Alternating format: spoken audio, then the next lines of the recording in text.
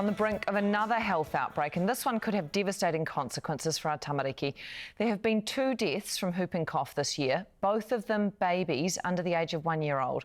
Doctors now fear these deaths will become an increasing reality because of low rates of childhood vaccination. Māori paediatrician and chair of the National Immunisation Task Force, Owen Sinclair, joins us now this morning. 2 babies already. That must be devastating news for you as a doctor. Yeah, tēnā koe, Anna. Yes, it's devastating news for me, but it must be much more devastating news for the whānau involved. But it is a real challenge for us in the health system. The New Zealand health system has struggled to immunise its tamariki well.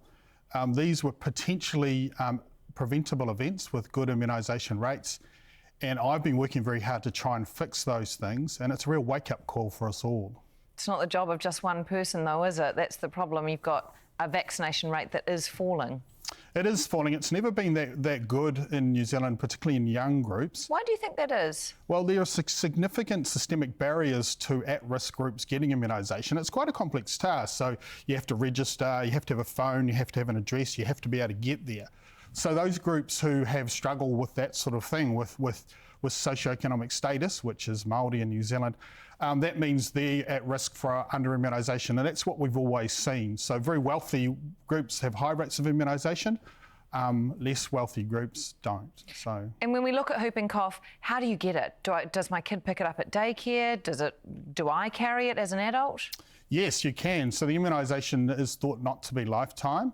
The current theory is that it will come from outside New Zealand.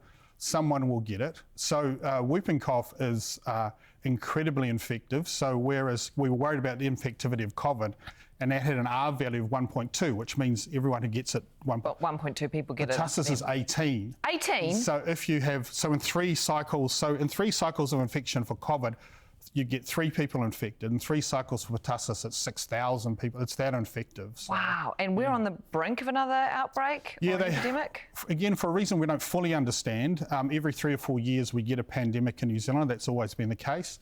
We're about 3 or 4 years from the last one. It's definitely here if 2 people have died from it, so it's reasonable to assume that we're on the brink of an outbreak. Wow, how do you measure that? How do we know at which point we are in that outbreak period? Well, hopefully not by the number of deaths. Hopefully we can stop that. But there is ongoing surveillance. So when people come to the health system, they get tests. We do swabs. And as those numbers increase, we know we're on an outbreak. How do we know that our baby or our child has whooping cough? What do you see? What's the effect on the body? So initially it's just like a cold. And fortunately for the vast majority of children, it's cold. But then your child will start coughing a lot. And if that happens, I suggest, particularly if your child is not immunised, that you seek help, particularly in very young children. Because it's pretty hard to watch small children struggle with illness anyway, isn't it? It's horrific. Pertussis is horrific. Children just cough for hours. They stop breathing, they go blue, and there's nothing we can do about it. Once you get pertussis infection, there's nothing we can do to stop the infection or stop the disease. And there's only one way to stop it, and that's by getting immunised. Yeah, if everyone got it, that R value would come down, surely. It would, yes. So that would stop the chains of infection. So there's 2 strategies. First one is the obvious one. So as soon as your child turns 6 weeks of age, you get them immunised on that day. The other one, which is not as well known in New Zealand, is that you can protect your pepe from pertussis by getting an immunisation for it during pregnancy. Oh, okay. And so that's from 18 weeks on. Again, it's not that well known. Also, the other great thing about maternal immunisations is they're relatively easy to get. So you can most pharmacies will do it now. You can just turn up without an appointment. They're also open after hours and weekends. Whereas the childhood one has proved to be a little bit difficult. You have to make an appointment.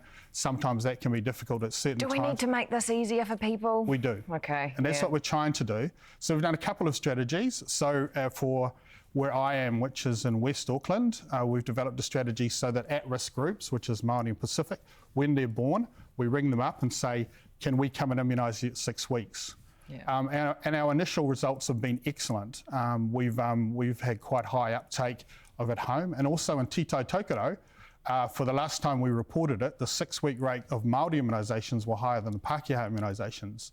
Good stuff. It's finally working on. It is, yeah. All right, good, very good. Thank you very much. Paediatrician Owen Sinclair joining us this morning.